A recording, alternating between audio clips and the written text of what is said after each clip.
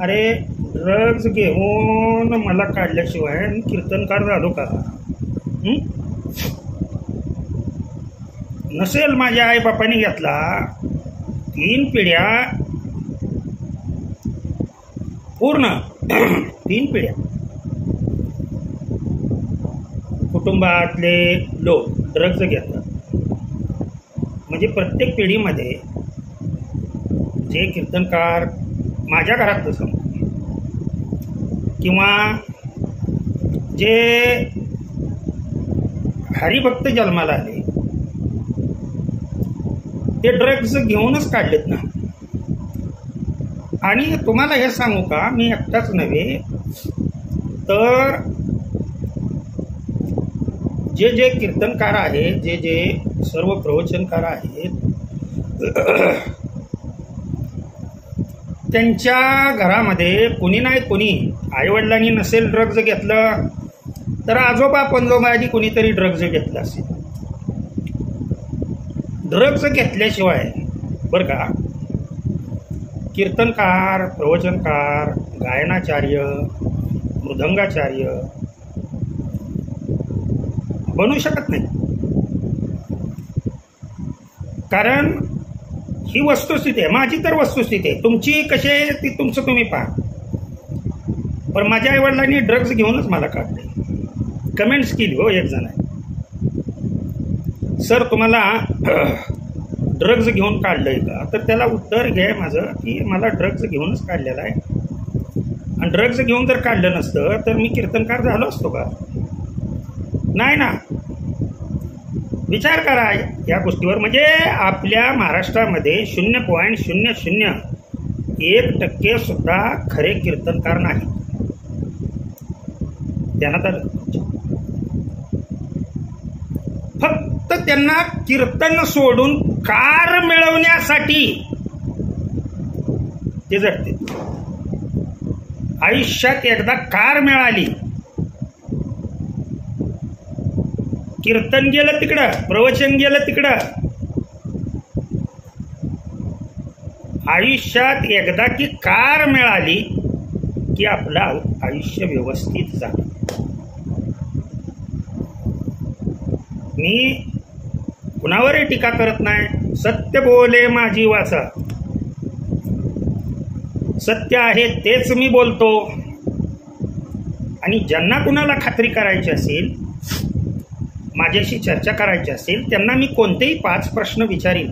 त्या 5 प्रश्नाची उत्तरे जो देईल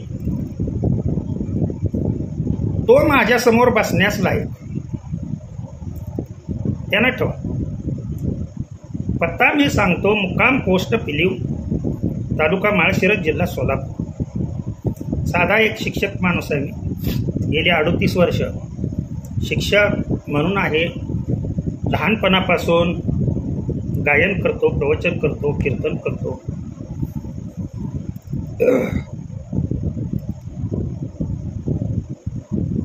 हजारो मुलं डॉक्टर आहेत माझे विद्यार्थी, हजारो.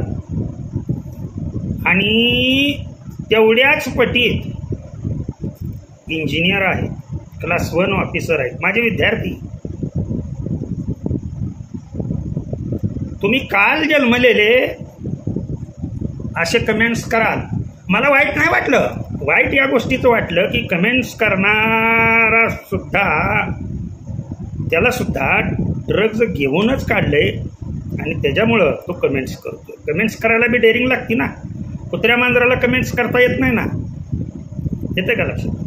असो, मी माझं स्पष्ट मत सांगितलं.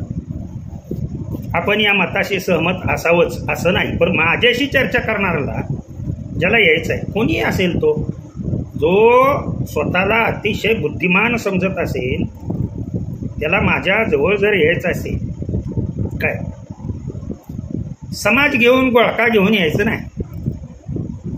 देण्यात आलं. मी एकटा उत्तर देणार आहे, 1 जणांनीच यायचं. कोणी असेल